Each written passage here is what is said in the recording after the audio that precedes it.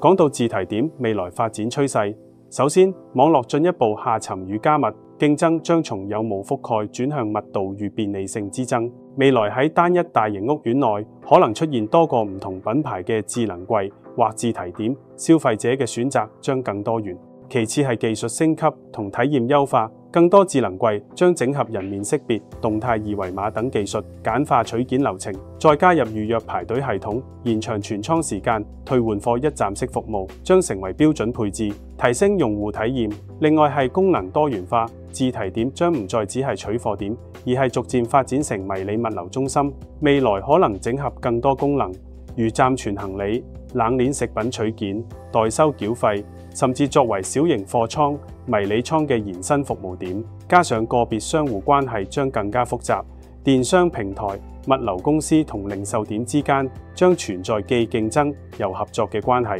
例如，一個便利店可能同時係 HKTV Mall、順豐同菜鳥嘅合作點。如何平衡唔同夥伴嘅利益將係挑戰。